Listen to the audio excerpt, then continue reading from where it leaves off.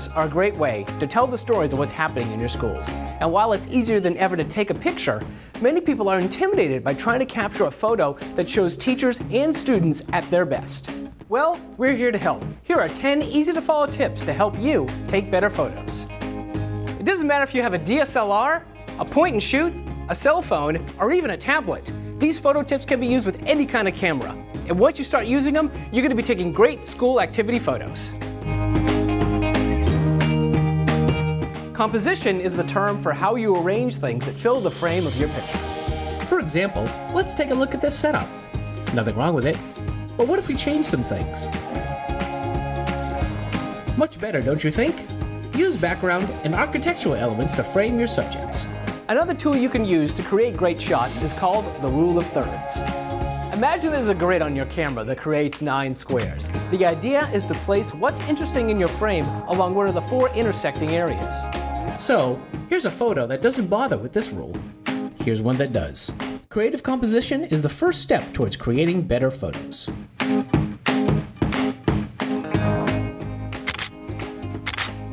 Staying in one spot to take photos is easy, but it rarely pays off with anything memorable.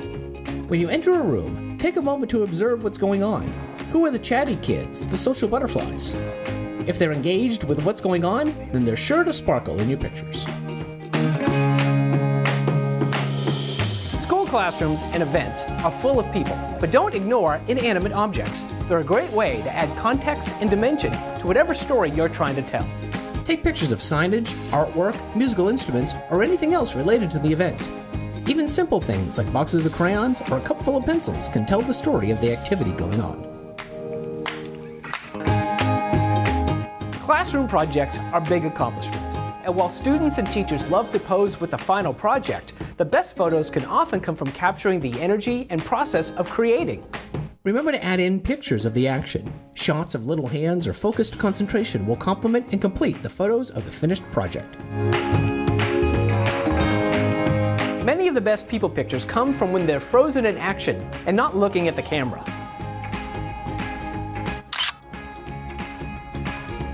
Rather than freezing the moment, be candid. Capture students in the moment of an activity. Ask them what they're doing, then take photos of them doing it. Let students guide your picture taking, rather than forcing them to look into your lens. The best way to get good lighting is to use what's naturally available.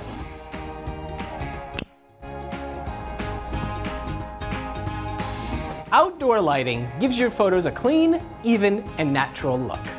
When you're outside, remember to have your back facing the sun. That way, you're giving your subjects the best light possible.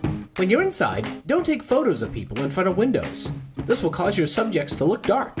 Stand with your back to the window and let the natural lighting shine on your subjects.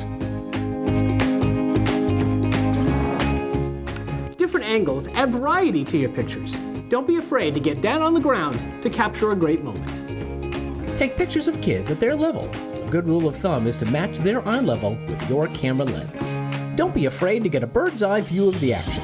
Surprising angles are much better than expected ones. Better pictures of group events happen when you get closer to people. When taking photos of a big group, it's okay to get the wide shots, but try to find moments when you're focusing on 1 or 2 people. Find those smaller moments within big events. Are we done? I have a 2:30. Okay.